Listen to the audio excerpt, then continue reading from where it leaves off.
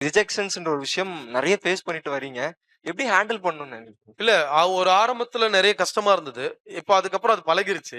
அதுக்கப்புறம் அது நமக்கானது இல்லன்றது மட்டும் தான் எனக்கு புரிஞ்சது. ஏன்னா இப்ப விக்ரம் வேதால வந்து மணிகண்டன் பண்ண ரோல் வந்து நான் பண்ண வேண்டியது. எனக்கு கூப்ட்டு குடுத்து நான் வேணான்னு சொல்லிட்டேன். அது தெரிஞ்சு சொன்னேன்னா ஏன்னா அந்த டைம்ல நானு வண்டின்னு ஒரு படத்துல வித்தாத்துக்கு வில்லனா பண்ணிட்டு இருந்தேன். இதெல்லாம் சீரியலுக்கெல்லாம் முன்னாடி.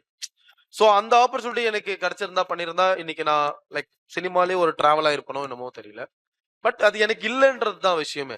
சோ நான் அந்த படத்துல வில்லனா பண்ணா அந்த படம் பெருசா போகல. அதுதான். இது நமக்கானது இல்லன்னும்போது அது இல்ல அவ்வளவுதான். அது ஏத்துக்கணும் அவ்வளவுதான்.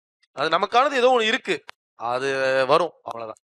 பட் இது வந்து அவ்ளோ சிரிப்போட நீங்க வந்து சொன்னாலும், ஏதோ ஒரு வலி உங்களுக்கு பின்னாடி இல்ல. இதுக்கு பின்னாடி நெறைய வழி வலி. இருக்குங்க. அதெல்லாம் ஏன்னா 10 வருஷம் டிராவல்ல வந்து நீங்க பார்க்கிறது இந்த ஒரு சீரியலோட சக்சஸும், சில விஷயங்களும் நம்ம பார்க்குறோம் இல்லையா? அதுக்கு பின்னாடி நெறைய வழி மட்டும் தான் இருக்கு. சோ அதெல்லாம் கடந்து வந்ததுனால தான் மேபி நான் இங்க நிக்கிறேன்னா என்னன்னு தெரியல.